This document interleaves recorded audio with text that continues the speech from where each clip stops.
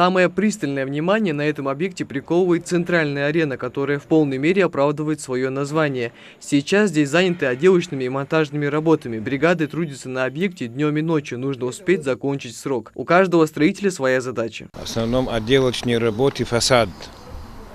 И вот здесь сейчас вот цокольная часть, что есть, вот короед сделали, покрасили. Помимо всего прочего, арену планируется оснастить профессиональным спортивным освещением. Уже сейчас находиться в этом огромном помещении довольно холодно. Температура опустится гораздо ниже нуля после того, как зальют лед. Строительство дворца начато в прошлом году. Средства на возведение объекта выделены в рамках дополнительного соглашения между Ингушетией и компанией «Роснефть», заключенного в ходе 20-го Петербургского международного экономического форума.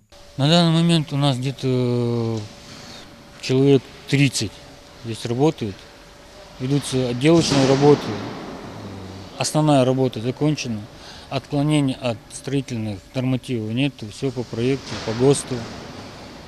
Нарушений, в принципе, никаких нет. Электричество, вентиляция и отопление здесь уже провели. Осталось самое важное – заморозить воду, нанести специальную разметку для игрового поля и установить заграждение. После чего можно уже принимать команды хоккеистов и их болельщиков. По словам прораба, для строительства используют только высококачественные конструкции из металлотентового материала, который отличается высоким качеством и долговечностью. Кстати, это здесь далеко не единственный зал. Здесь будут раздевалки и столовая, вот спортзалы. Именно будет спортзал для бокса, непосредственно там будет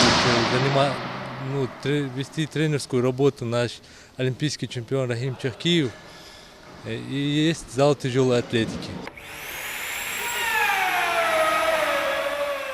Этот ледовый дворец рассчитан на 650 мест, и здесь в скором времени будет проводить тренировки и профессиональные матчи молодежная сборная команда Ингушетии по хоккею. Михаил Тангиев, Адан Далаков, Новости 24.